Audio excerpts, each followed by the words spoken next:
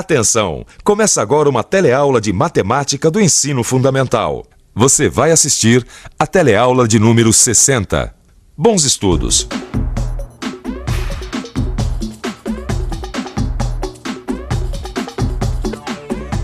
Olá! Que a matemática está presente no dia a dia de todo mundo, isso já está mais do que claro para a gente. Qual o dia que alguém não faz uma conta mental, de cabeça, ou resolve um pequeno problema de matemática?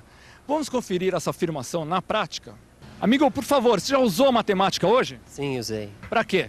Olha, para os cálculos de despesas orçamentárias domésticas. Já. Para quê? Eu tô fazendo cursinho, né? Então eu tive 2 aulas de matemática hoje. Já. Para quê? Para contas. Fazer contas. Que tipos de conta? Passar troco. Eu usei na escola só. Para quê? Fazer conta, né? As expressões matemáticas. Come um cachorro quente, você tem que saber quanto que vai pagar, quanto que você tem no bolso, para tudo você usa matemática, até para ver as horas, né? Pelo visto, a matemática está mesmo presente no dia a dia de todo mundo. Por isso, na teleaula de hoje, a gente vai recordar algumas propriedades das operações com números naturais. Propriedades que são muito úteis no cálculo mental. Por isso, nossa teleaula não vai ficar só nisso não.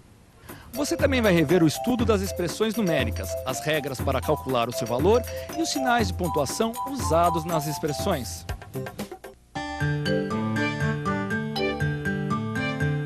Esse aí é o Eduardo. Olha só como está o movimento nesse jornaleiro hoje.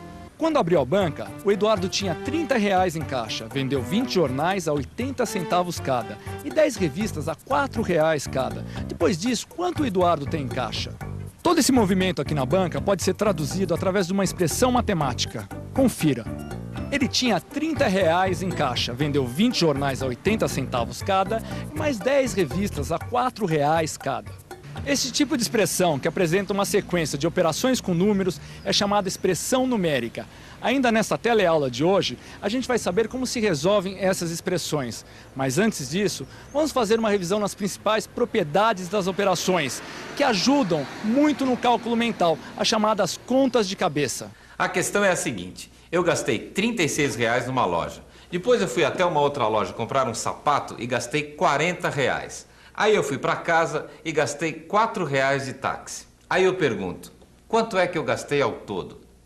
Você quer que eu faça essa conta de cabeça? Exatamente, olha, R$36 numa loja, R$40 em outra loja e R$4 de táxi.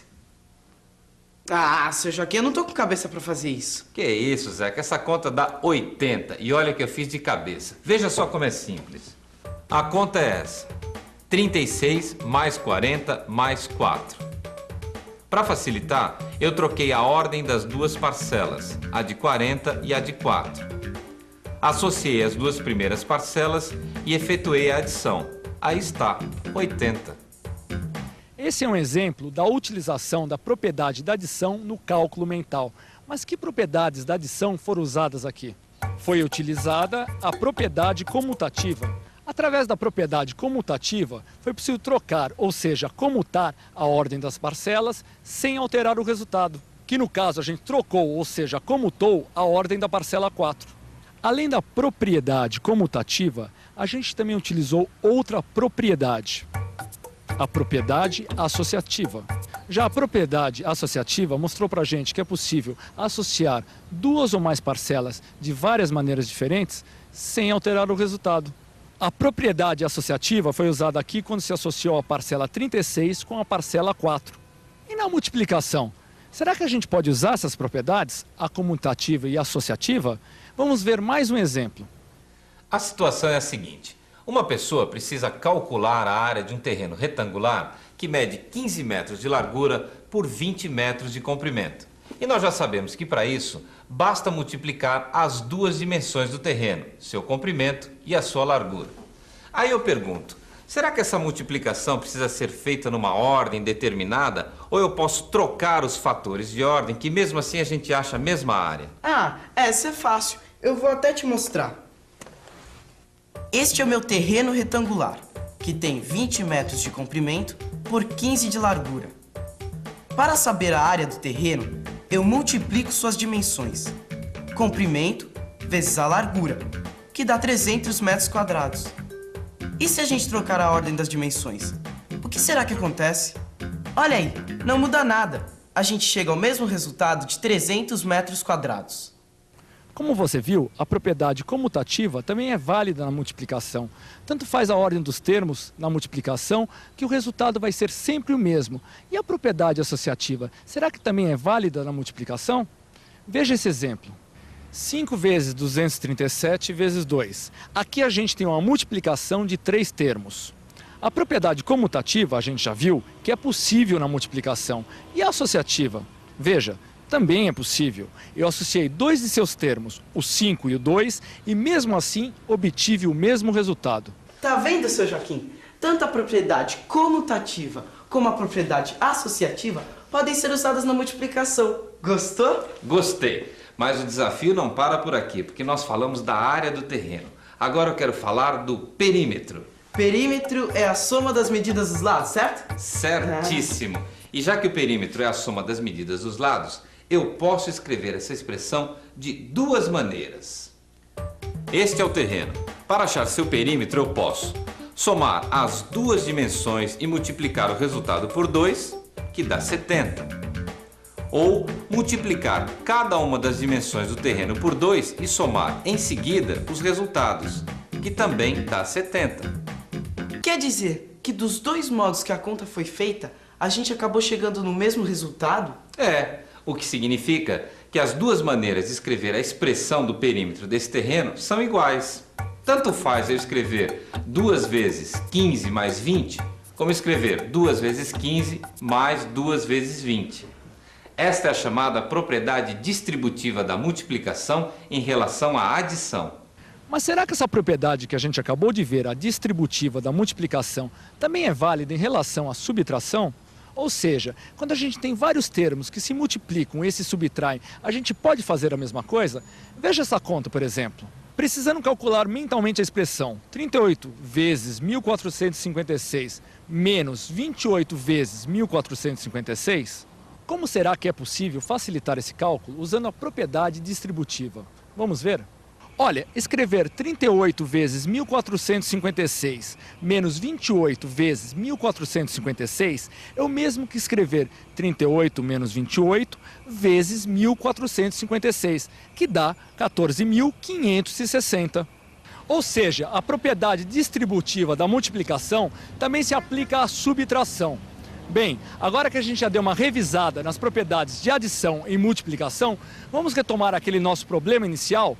Você se lembra? A questão era a seguinte: quando abriu a banca, o Eduardo tinha R$30 em caixa. Vendeu 20 jornais a 80 centavos cada e 10 revistas a R$4 cada. Depois disto, quanto o Eduardo tem em caixa? A expressão numérica deste cálculo ficou assim. Ele tinha R$30 em caixa, vendeu 20 jornais a 80 centavos cada e mais 10 revistas a R$4 cada. Essa expressão, como você está vendo, aparece as operações de adição e multiplicação. Agora me responda uma coisa: que operação a gente deve fazer primeiro, a adição ou a multiplicação? Será que essa ordem altera alguma coisa no resultado final? Vamos ver? Primeiro vamos fazer as operações na ordem que elas aparecem. Somo 30 a 20, multiplico o resultado por 0,80, somo 10 e multiplico por 4, que dá 200. Aí, neste caso, a gente efetuou as operações na ordem que elas apareceram. Agora vamos fazer primeiro as multiplicações e depois as adições. Veja o que acontece.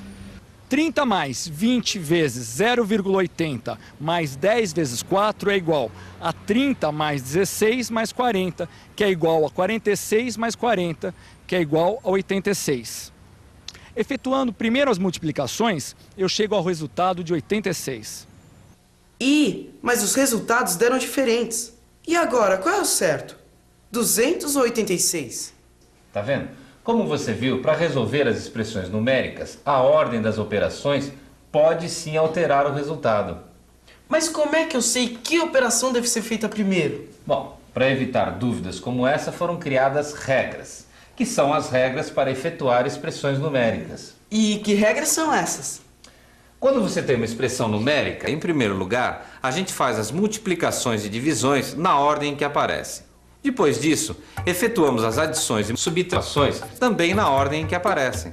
Então, se as multiplicações e as divisões devem ser feitas antes das adições e subtrações, Então o resultado da questão onde a gente calculou o ganho do jornaleiro é 86. Isso. E por quê?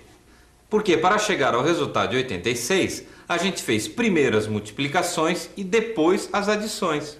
Tá certo, mas numa expressão numérica, aparecem também outras operações, além da multiplicação, da divisão, da subtração e da adição, não aparecem? Aparecem. A gente também pode ter a potenciação e a radiciação, por exemplo. E aí, quando surgirem a potenciação e a radiciação, como é que fica?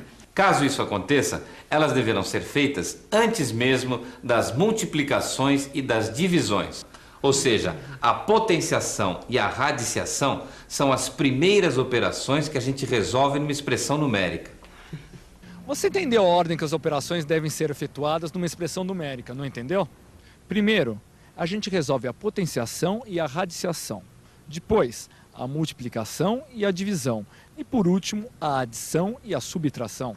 Mas a ordem das operações numa expressão numérica ainda tem regras que devem ser obedecidas. E que regras são essas? São as regras ditadas pelos sinais de pontuação. E os sinais de pontuação, você se lembra quais são, não lembra? São os parênteses, os colchetes e as chaves. E sabe como ficam as operações de expressões numéricas com sinais de pontuação? Ficam assim, ó. Primeiro, a gente resolve as operações dentro dos parênteses. Depois, as que estão nos colchetes. E, por fim, os cálculos que estão dentro das chaves. Para ver na prática como se resolve uma expressão desse tipo com sinais de pontuação, veja este exemplo. A primeira operação a resolver é a que está dentro dos parênteses. 0 dividido por 7 dá 0.